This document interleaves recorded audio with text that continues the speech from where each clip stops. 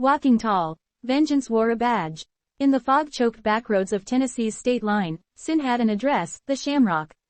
This wasn't just a roadside bar, it was a blood-soaked cathedral for gamblers, killers, and outlaws. The Dixie Mafia ran the show, smuggling bootleg liquor, dealing in flesh, silencing witnesses with logging chains and river graves. Among them was Towhead White, a psychotic killer with a twisted grin and a taste for domination, and Louise Hathcock, a ruthless woman who ruled her bar with a .38 in her purse and a hammer in her apron. Violence wasn't hidden, it was tradition. A young Buford Pusser once watched Hathcock beat a man to death with that hammer. That image never left him. But Buford didn't come back to reminisce, he came back with a badge. He had tried to live a quiet life. Wrestler, husband, father. But when he stepped into the sheriff's office of McNairy County, he walked into a den of wolves. They offered him bribes to stay silent. They threatened his children, and when fear didn't work, they sent bullets. Then came New Hope Road. August 12, 1967, Buford and his wife Pauline drove toward the state line. It was supposed to be a shortcut. Instead, it was a death trap. Gunmen waited in the trees.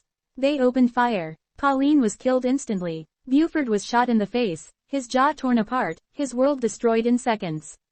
But he didn't die. He rose from that roadside massacre not as a man, but as a weapon. And his enemies had just made a mistake no one lives long enough to make twice. They took everything from a man who feared nothing. The vengeance begins. Buford's grief turned into raw, unrelenting fury. He didn't just go after criminals, he hunted them.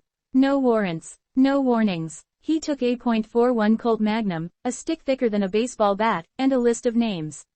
Every night he drove into the belly of hell, alone. Moonshine operations went up in flames. Drug dens were reduced to ashes. Violent gangsters woke up with the barrel of Buford's revolver between their eyes. He didn't sleep. He didn't negotiate. He kicked down doors, dragged men out of hideouts, and fought like a wild animal. They stabbed him 7 times. They shot him 8 times. They tried to blow up his car. He kept coming. Each scar became a map.